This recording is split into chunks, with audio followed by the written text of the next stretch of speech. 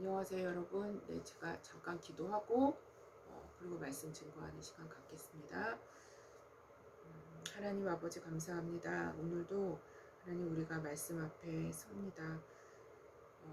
주님, 오늘도 믿음에 대해서 믿음의 조상들의 그 믿음에 대해서 또 성경이 말씀하시는 그 믿음에 대해서 우리가 다시 한번 말씀을 통해서 알아갈 수 있는 시간이 되기를 원합니다.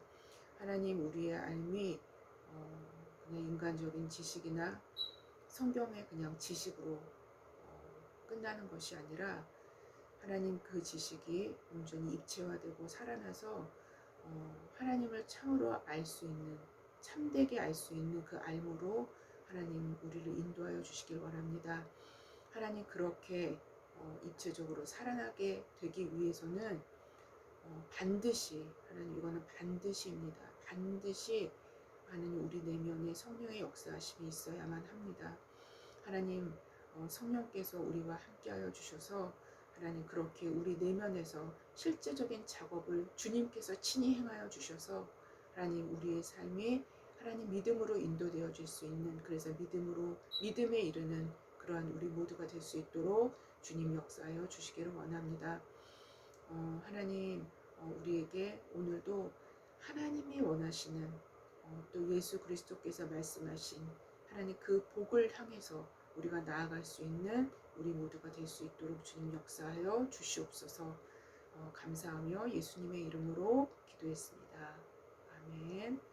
네, 오늘도 성경적 믿음의 사례라는 제목으로 9번째 시간을 갖고 있습니다. 네, 그래서 오늘 본문은 히브리서 11장 20절 한 절만 제가 잡았습니다. 그래서 한번 제가 봉독을 한번 해보겠습니다. 네, 히브리서 11장 20절입니다. 벌써 20절까지 왔습니다. 네, 제가 읽겠습니다. 네, 믿음으로 이삭은 장차 있을 일에 대하여 야곱과 에서에게 축복하였으며 라는 말씀입니다. 네. 한 어린 소년이 처음으로 음악회를 갔다고 합니다. 네. 그는 아주 훌륭한 연주회장과 아주 멋지게 잘 차려입은 사람들, 네, 그 연주회 복도 아주 멋있죠, 그렇죠? 네, 잘 차려입은 사람들, 그리고 아주 대규모의 오케스트라의 아주 열정적인 연주에 아이가 막 그만 흥분을 해버린 겁니다. 네. 많은 악기 가운데서 그 아이의 관심을 끌었었던 것은 심벌지였다고 합니다. 네. 동으로 된 접시 2개가 탁탁탁탁 부딪히면서 아주 웅장하고 아주 큰 소리를 내죠. 그렇죠? 그래서 이 웅장하고 감동적인 소리에 소녀는 그만 아주 그냥 이 심벌지 아주 매료가 되어버리고 만 거예요. 이 아이가. 네. 그래서 또한 소녀는 심벌지의 연주자가 다른 사람들이 연주할 동안에는 거의 움직이지 않고 있다가 서 있다는 사실을 알게 되었습니다. 근데 심벌지는 어쩌다 한 번씩 딱딱 치게 되죠, 그렇죠? 연주를 한 번씩 연주가 되었고 그 영광스러운 시간도 아주 굉장히 짧았다고 합니다. 그렇죠? 아주 짧게 지나가죠. 네, 연주가 끝난 뒤 소년의 부모는 그를 데리고 연주회장 뒤쪽으로 가서 무대 뒤쪽으로 향했습니다. 소년은 가장 먼저 심벌지 연주자를 찾아가서 이렇게 물었어요. 네. 아저씨, 심벌지를 연주하기 위해서 얼마 동안 배우셨어요? 얼마 동안 배우셨어요? 이렇게 이제 물어봤다고 합니다. 소년의 질문에 연주자는 웃으면서 대답을 했죠. 내가 심벌지를 연주하기 위해서 많은 것을 알 필요는 없단다. 단지 언제 쳐야 하는지를 알면 된단다. 네, 심벌지 연주자에게 있어서는 언제 쳐야 되는지 아는 것이 가장 중요하겠죠. 그렇죠? 네, 이렇게 말해 주었어요. 바로 그렇습니다. 심벌지 연주자는 심벌지를 언제 쳐야 하는지를 아는 사람이겠죠. 네, 바로 자기의 때를 안다라는 것입니다. 인간에게 있어서 자신의 때를 안다라는 것은 자신을 향하신 하나님의 뜻을 안다라는 것과 그 의미가 일맥상통합니다. 곧 하나님의 때를 안다는 것을 의미합니다. 그렇죠. 그것도 역시 바로 하나님의 때를 알 때 자신의 때를 알게 됩니다. 더 나아가서 자신의 때를 안다라는 것은 자신의 때가 아닌 때도 안다라는 것을 또 의미하기도 합니다. 다시 말씀드린다면 자신의 때를 아는 자만이 타인의 때도 알게 된다라는 의미 또한 담고 있습니다. 오케스트라에서 심벌지를 치는 연주자의 아름다움은 바로 자신의 때를 정확하게 알아 악기를 연주하는 것에 있는 것처럼 자신의 때를 알 때 타인과 또 전체 공동체의 아름다움을 만들어낼 수 있는 것입니다. 결국 우리의 때는 결국 무언가요? 하나님의 때인 것입니다. 하나님은 우리 자신의 때를 아시며 그것을 정하신 분이 바로 하나님 자신이시기 때문입니다. 바로 하나님의 때가 우리가 내 자신이 움직이는 때이며 그래서 내 자신의 때는 곧 하나님의 때인 것입니다. 그러나 살다 보면 마치 악보대로 제 때에 잘 치지 못했다고 생각하는 때가 있습니다. 네, 어느 누구나 마찬가지죠. 근데 사실상 잘못 친 것이 악보의 원본이었음을 알게 되는 경우도 있어요. 자신의 의지와는 상관없이 하나님은 하나님의 때에 바로 당신의 뜻을 이루신다라는 것입니다. 우리의 실수까지도 하나님은 합력해서 선을 이루십니다. 바로 오늘 본문의 배경이 되는 아브라함의 아들 이삭의 가정에서도 이러한 일이 벌어집니다. 그런데 오늘 본문이 히브리서 11장 20절에서는 믿음으로 이삭은 장차 있을 일에 대하여 자신의 두 아들인 야곱과 에서에게 축복하였으며 라고 기록되어 있습니다. 아주 짧은 본문이죠. 네. 근데 이 짧은 한 구절이지만 여기에는 이중적인 의미를 담고 있다고 볼 수가 있습니다. 네. 오늘 본문에서 우리가 확인할 수 있는 것도 야곱과 에서 모두 축복을 받았어요. 네. 야곱과 에서 모두 축복했다고 오늘 본문에서 나오죠. 히브리서 본문에서는. 네. 그런데 여러분 창세기를 읽으실 때 그렇게 확인을 하셨나요? 창세기 읽으실 때 어떻게 확인이 되셨나요? 아마도 아니요라고 답하실 것입니다. 분명히 야곱은 축복을 받았고 에서는 축복을 받지 못했습니다. 네. 여러분도 그렇게 읽고 저도 그렇게 읽었어요. 네. 그래서 제가 이중적인 의미를 담고 있다고 말씀드리는 것입니다. 네. 사실상 오늘 본문에서 히브리서 기자가 기록한 내용 그대로 야곱과 에서는 모두 축복을 받았습니다. 네. 모두 축복을 받았어요. 창세기 36장 6절부터 7절 이하에 이렇게 기록되어 있기 때문이에요. 에서가 자기 아내들과 자기 자녀들과 자기 집의 모든 사람과 자기의 가축과 자기의 모든 짐승과 자기가 가나안 땅에서 모은 모든 재물을 이끌고 그의 동생 야곱을 떠나 다른 곳으로 갔으니 아마 에돔 그쪽으로 갔을 거예요. 네, 갔으니 두 사람의 소유가 풍부하여 함께 거주할 수 없음이로라. 그들이 거주하는 땅이 그들의 가축으로 말미암아 그들을 용납할 수 없었더라라고 기록합니다. 네, 바로 두 사람의 재물이 너무 많아서 땅이 비좁았다라는 것입니다. 네, 그래서 에서는 아예 다른 땅으로 이주했음을 확인할 수 있습니다. 아주 자연스럽게 약속의 땅인 가나안 땅을 떠나게 되는 것들을 우리가 보게 됩니다. 스스로 자원해서 그렇게 된 것입니다. 그러나 여기에는 하나님의 깊은 뜻이 또한 담겨 있다고 우리는 볼 수 있죠. 즉 현세적인 축복, 물질적인 축복은 두 사람 모두 땅이 비좁을 정도로 받았음을 성경은 기록합니다.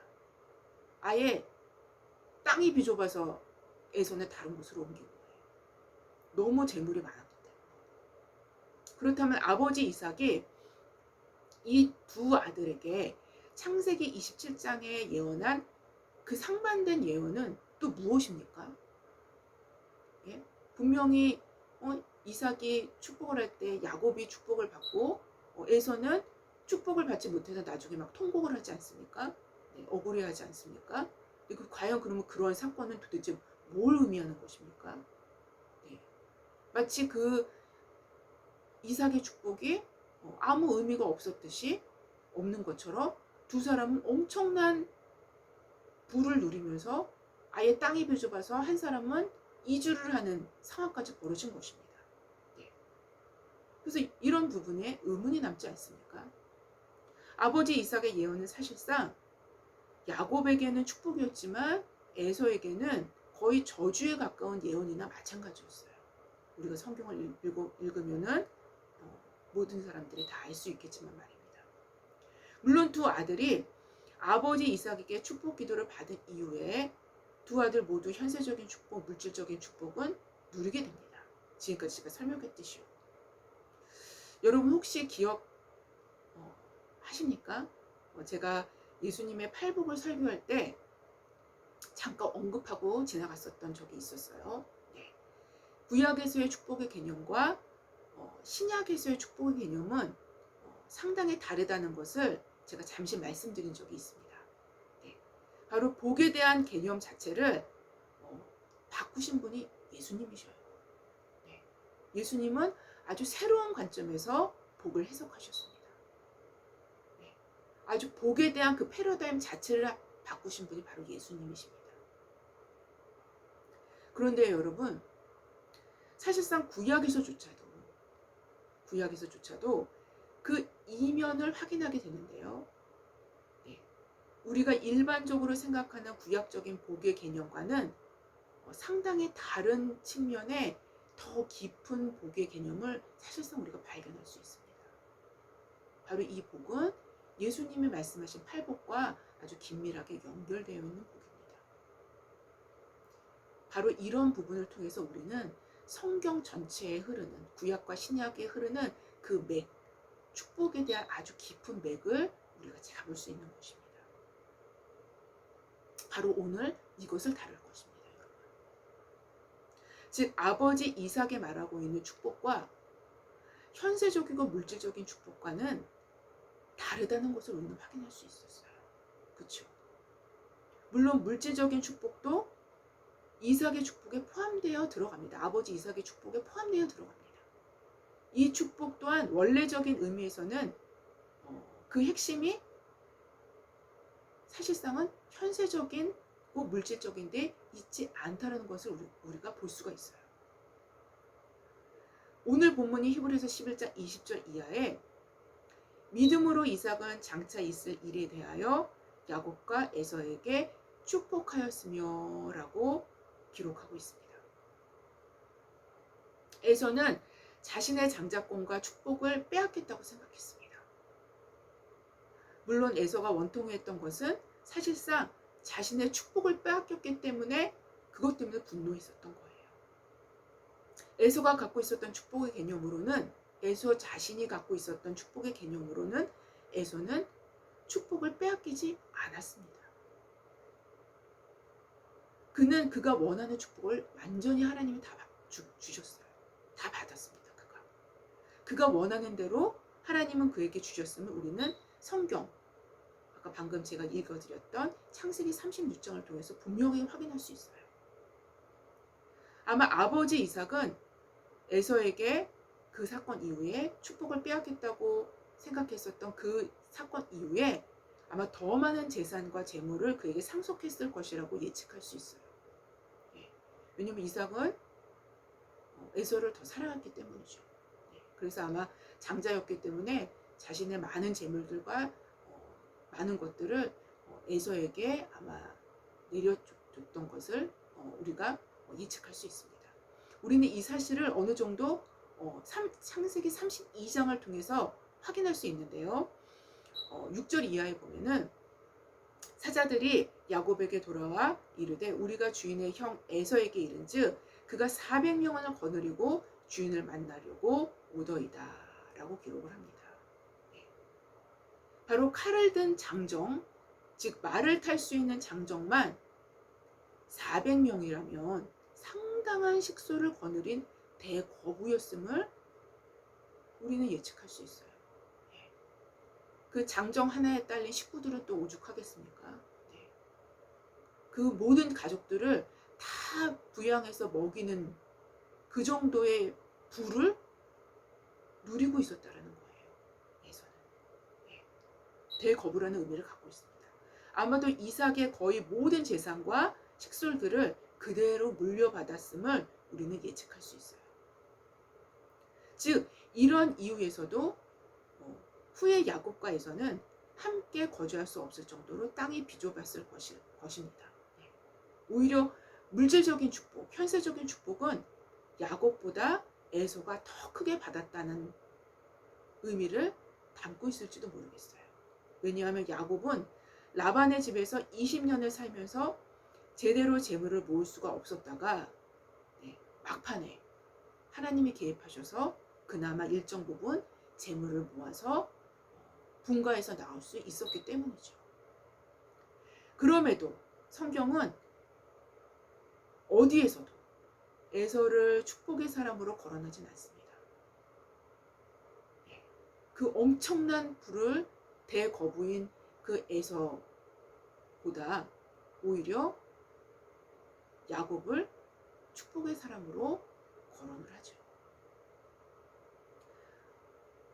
오히려 그는 아브라함의 영적 계보에서 누가요? 에서가요. 에서는 아브라함의 영적 계보에서 떨어져 나간 민족, 즉 이방 민족이 되어서 이스라엘을 괴롭게 하는 족속으로 오히려 자리매김을 하게 되죠. 그 이후의 역사를 보면은 우리는 알 수 있습니다. 여러분, 바로 성경에서 말씀하시는 축복의 핵심은 현세적인 것 혹은 물질적인 것에 있지 않습니다. 축복의 핵심은 절대로 그것에 있지 않습니다.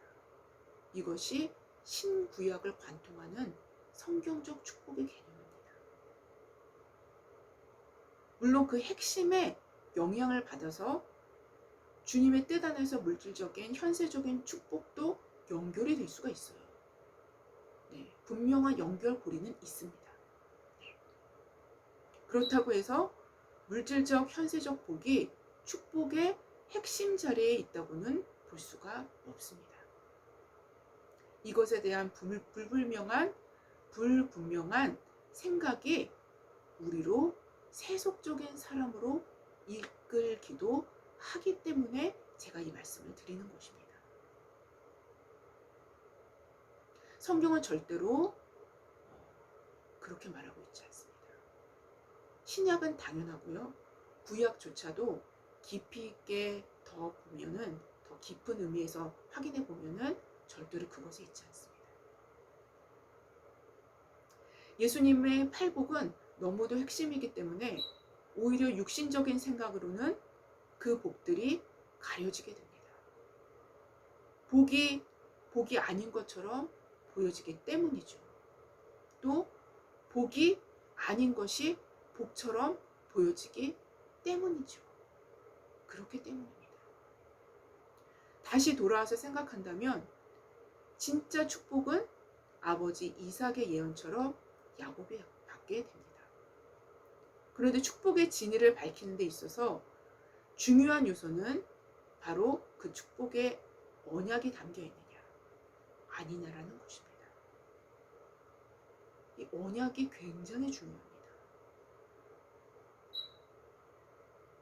바로 장자권이라는 무거운 책임과 책무, 권리라는 그 그릇 안에 담겨 있는 아브라함과 이삭의 이르는 언약적 축복에 그 핵심이 있다고 말씀드릴 수 있습니다. 에서는 장자권은 소홀히 여겼지만 축복권은 원했습니다.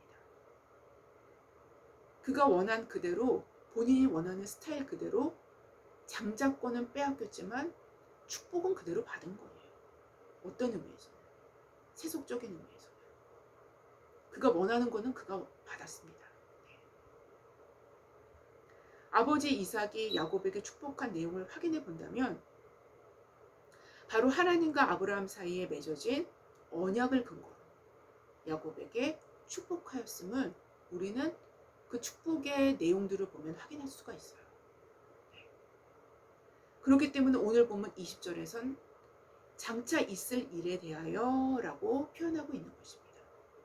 즉 아브라함에게 약속하신 그 약속이 장차 성취되어질 것을 믿기에 그것이 곧 축복의 내용이 되어지는 것입니다. 이삭이 야곱에게 축복한 그 축복의 내용을 살펴본다면은 점진적인 형태로 기록되어 있음을 우리는 확인할 수 있습니다. 네, 제가 한번 읽어볼게요. 내 아들의 향취는 여호와께서 복 주신 밭의 향취로다. 하나님은 하늘의 이슬과 땅의 기름지며 풍성한 곡식과 포도주를 내게 주시기를 원하노라.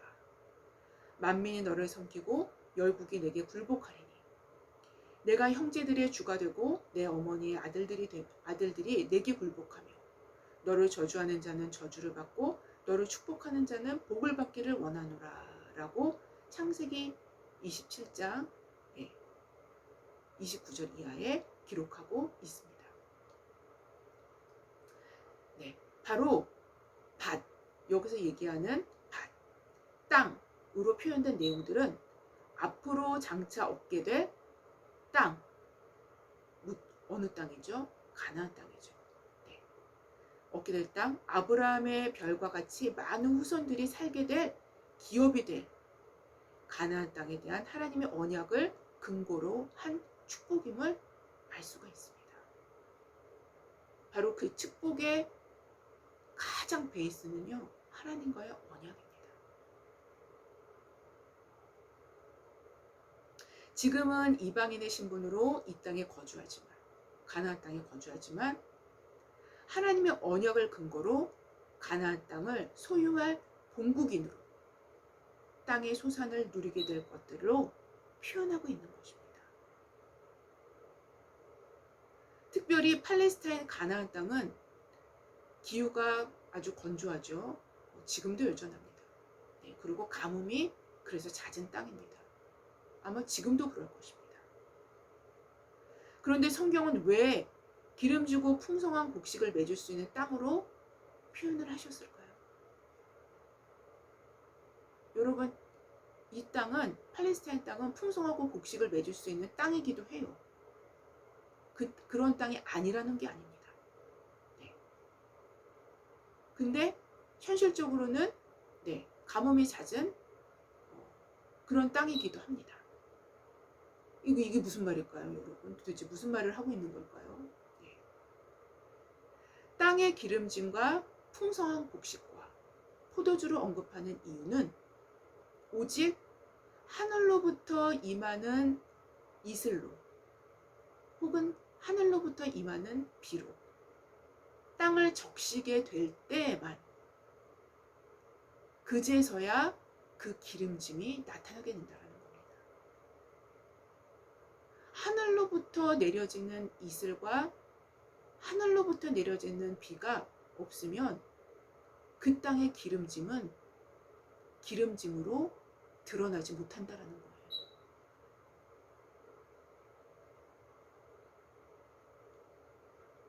하늘로부터 임하는 이슬로 땅을 적시게 될 때에만 그 기름짐의 풍성함을 얻을 수 있는 땅임을 언급하는 것입니다. 그래서 젖과 꿀이 흐르는 땅이 되는 거예요.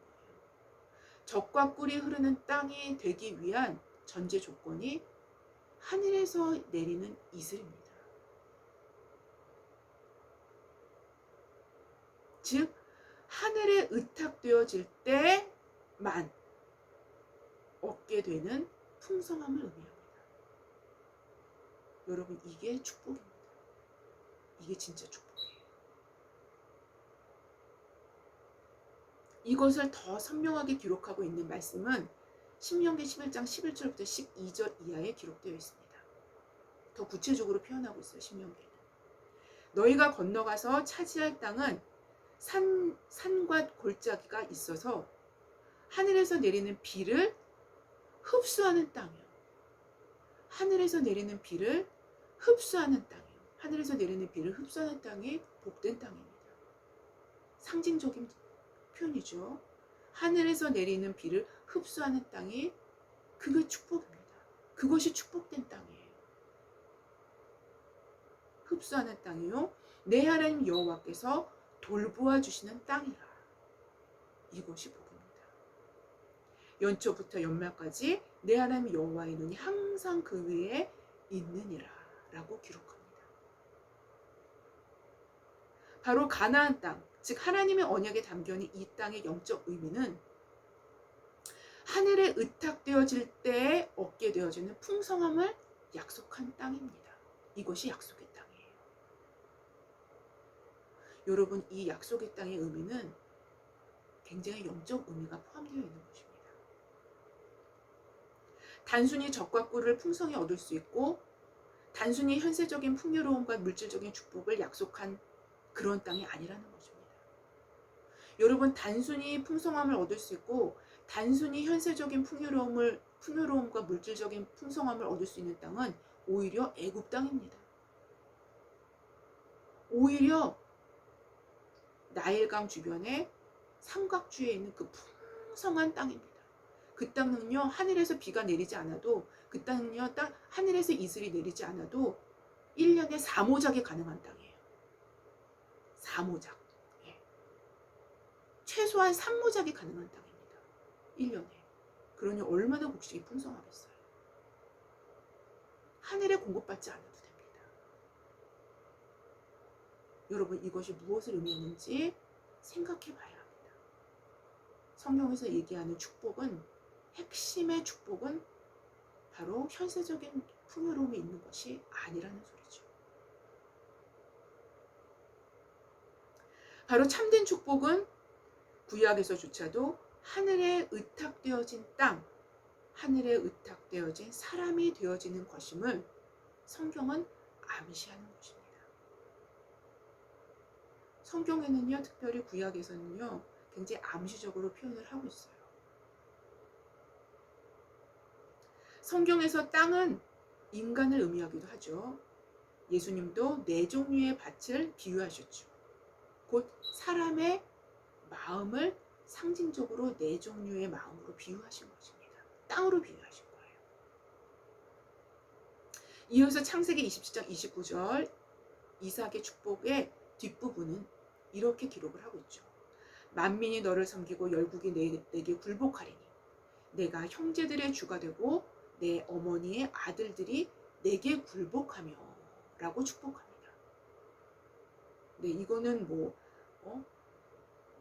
어떤 그 세력을 가진 힘을 가진 사람이 힘이 연약한 사람을 압제해서 그 위에 자신의 세력을 펼친다라는 그런 의미가 아니에요. 여러분, 앞절보다 더 이거는 영적인 축복을 점진적으로 표현해주고 있는 의미인데, 바로 아브라함과 이삭의 계보를 잇는 이스라엘 후손이 받게 될 하나님의 선민, 더 나아가 열방의 제사장적 나라가 될 것임을 의미하는 축복이에요. 왜냐하면 바로 아브라함의 후손에서 다윗이 나오고 그 후손에서 누가 탄생해요? 메시아가 탄생되기 때문이죠. 여러분, 만약에 만민이 너를 섬기고 열국이 내게 굴복하리니 내가 형제들의 주가 되고 내 어머니 아들들이 내게 굴복하며 라는 식으로 주종관계의 식의 어떤 그런 압제자와 압제받는 자의 식의 그런 위와 상하의 개념으로 이거를 생각을 한다면요, 예수님의 복음서를 완전히 뒤집는 거예요. 예수님은 섬김을 받는 자가 섬김을 받는 자보다 섬기는 자가 더 큰 자라고 말씀하셨어요. 예수님의 특별히 마가복음의 핵심 주제는 바로 그것입니다. 따라서 예수님의 복음서를 완전히 다 뒤집는 거예요. 성경은 그렇게 해석하는 것이 아닙니다. 바로 이것은 열방의 제사장적 나라가 될 것임을 의미하는 것이며, 왜냐하면 바로 아브라함의 후손에서 다윗이 나오고 그 후손에서 메시아가 탄생되게 되기 때문인 것입니다. 바로 메시아를 통해서 이러한 일들이 이루어지게 되는 것이죠. 다음으로 이삭의 축복의 마지막엔 하나님께서 아브라함에게 축복하셨던 바로 동일한 축복의 내용을 언급하면서 축복을 마치게 됩니다. 네, 어떤 축복이었을까요? 너를 저주하는 자는 저주를 받고 너를 축복하는 자는 복을 받기를 원하노라 라고 기록을 하고 있습니다. 네, 아주 많이 들어본 내용이죠. 바로 아브라함에게 하나님께서 축복하신 내용이에요. 즉, 이 축복의 소유자가 아브라함과 이삭의 가계의 대를 잇는 자이며 그 영적인 대를 이어서 하나님의 언약의 축복을 받는 자임을 확인할 수 있는 내용이라고 할 수 있습니다. 바로 이 축복을 받는 자가 아브라함이 받았던 그 믿음의 조상이 받았던 그 축복의 계보를 잇는 자가 되는 거예요. 바로 이 축복을 누가 받았어요? 야곱이 받은 겁니다. 바로 이 축복을 받은 야곱에 의해서 이스라엘의 12지파가 시작되는 것이지 않겠습니까? 네, 바로 이스라엘이 시작이 되는 거예요. 우리는 오늘 본문인 믿음으로 이삭은 장차 있을 일에 대하여 야곱과 에서에게 축복하였으며 라는 짧은 한 절을 통해서, 우리가 지금 굉장히 짧은 한 구절을 지금까지 말씀을 듣고 있는 것입니다. 네, 짧은 한 절을 통해서 성경에 말씀하시는 축복의 진짜 의미를 확인해 보았습니다. 바로 현세적인 풍요로움 자체가 축복이 아니라 언약을 근거로 한 축복이 됨을 확인한 셈인 것입니다. 그 이유는 언약은 흔들릴 수 없는 내구성이 그 언약 안에 중요한 특성으로 자리 잡고 있기 때문입니다. 여러분, 그 언약의 중심에는 뭐가 있을까요? 하나님께 의탁되는 것이 있습니다. 하나님과 연합되는 것이 있습니다. 하나님과 연합되고 하나님께 의탁되는 것. 이것이 언약의 핵심부에 들어가 있는 것입니다.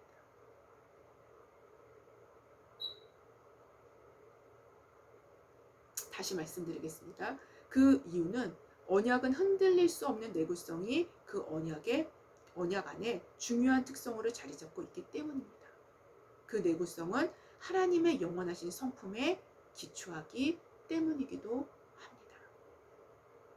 이러한 언약의 특성들은 우리로 믿음을 불러일으키기도 하지만, 믿음은 언약을 성취하도록 하나님께서 일하실 수 있도록 인간 편에서 반드시 갖춰져야 할 조건이 되기도 합니다. 그래서 하나님께서 언약을 성취하려 하실 때 뭘 보내셔요? 믿음을 먼저 보내십니다. 믿음은 하나님의 선물이기 때문이죠. 믿음으로 길을 닦으십니다. 믿음으로 길을 내신 후에 당신의 언약을 성취하십니다. 이삭 역시 믿음으로 닦여진 길이었습니다. 이 믿음의 길은 하나님의 언약을 다음 세대로 계승시킵니다. 그래서 언약의 계승은 하나님의 나라를 세워갑니다. 언약을 계승받은 야곱 자신도 믿음의 길을 낸 후에 자신의 12아들들에게 하나님의 언약을 또 계승합니다. 이처럼 믿음은 언약적 축복을 계승합니다. 좀 더 보편적인 표현으로는 믿음은 하나님의 말씀을 근거로 축복합니다. 하나님의 말씀을 근거로 축복해요. 그리고 그 언약을 근거로 믿는 것입니다. 말씀을 근거로 믿는 것입니다. 그러나 이 믿음은 언약을 주신 자의 성품을 근거로 믿는 것이지 그 언약의 그 글자 그 표면 내용 자체를 근거로 믿는 것이 아닙니다. 언약의 내용은 주신 자의 성품을 믿게 하는 매개체 역할을 하는 것입니다. 따라서 언약을 믿는다라는 것에는 항상 언약을 맺은 하나님과의 인격적인 관계를 역동적으로 살아 숨쉬게 하는 힘과 능력이 그 안에 있는 것입니다. 이러한 역동적인 관계가 언약적 축복을 계승하게 만드는 힘이 되기도 하는 거예요. 바로 이러한 관계는 하나님께 의탁된 믿음으로 나아갈 수 있도록 하는 참된 축복으로 인도합니다. 참된 축복은 반드시 여러분을 하나님께 의탁하게 만듭니다. 여러분, 이게 축복의 핵심 중의 핵심입니다. 참된 축복은 반드시 여러분을 하나님께 의탁하게끔 만들어요. 하나님께 의탁하게 만들므로 하나님과 연합하게 합니다. 이게 진짜 축복이에요. 참된 축복은 여러분과 하나님 사이의 관계를 그래서 더 강화시켜줍니다. 참된 축복은 믿음이라는 하나님의 방법을 그래서 견고하게 만들어주는 거예요. 그렇게 만들도록 유도합니다. 만약 물질이 여러분과 하나님의 사이를 갈라놓는다면 그것은 축복이 될 수 없는 것입니다. 만약 출세가 여러분의 마음을 하나님을 의지하는 것에서 멀어지게 한다면 절대로 그 출세는 축복이 될 수가 없는 거예요. 오히려 저주입니다. 저주. 만약 권세와 힘이 여러분을 믿음이라는 힘겨운 싸움에서 해방시켜 준다고 말한다 할지라도 그것은 절대로 축복이 될 수 없는 것입니다. 왜요? 축복은 믿음이라는 힘겨운 싸움에서부터 시작이 되는 것이기 때문이기도 하죠.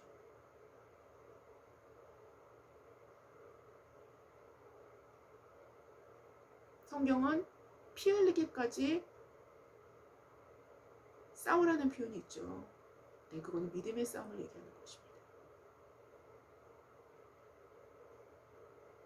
바로 축복은 어느 모로 보나 하나님과 여러분 사이를 연합하게 할 수 있는 악교풀, 딱풀, 악교풀과 같은 것이어야만 축복이 될 수 있는 거예요. 이것이 참된 축복의 주요 특징이라고 말씀드릴 수 있습니다.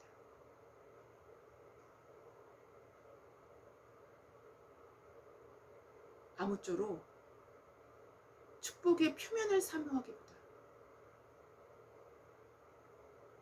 진짜 축복인 하나님께 의탁된 믿음으로 살아감으로 하나님의 언약 백성으로 믿음의 길을 닦아가는 저와 여러분이 되시기를 주님의 이름으로 기도합니다. 네, 제가 잠깐 기도하고 마치겠습니다. 하나님 아버지 감사합니다. 오늘은 성경적인 믿음 안에서 또 성경적인 축복의 개념을 우리가 살펴보았습니다. 하나님, 우리가 살펴보니까요, 예수 그리스도께서 팔복에서 말씀하셨던 그 복의 개념이 하나님 구약에서부터 흘러내려 왔었던 그 복임을 하나님 우리가 또한 알게 됩니다. 신구약을 관통한 그 복을 예수님께서는 아주 축약적으로 말씀하신 것입니다. 하나님, 우리가 성경을 볼 때도 더 깊은 부분, 더 핵심적인 부분을 볼 수 있는 눈을 열어주시고, 그래서 신구약을 관통하는 하나님의 뜻을 우리가 알 때 그 뜻대로 우리가 순종하며 그 뜻대로 우리가 가치를 다시 재정립하여 하나님 보시기에 선한 삶으로 내 의지를 들여나갈 수 있는, 그래서 하나님의 절대 주권에 우리가 부합하며 나아갈 수 있는 그런 우리의 삶으로 주님 이끌어 주시옵소서. 감사하며 예수님의 이름으로 기도했습니다. 아멘. 네, 감사합니다.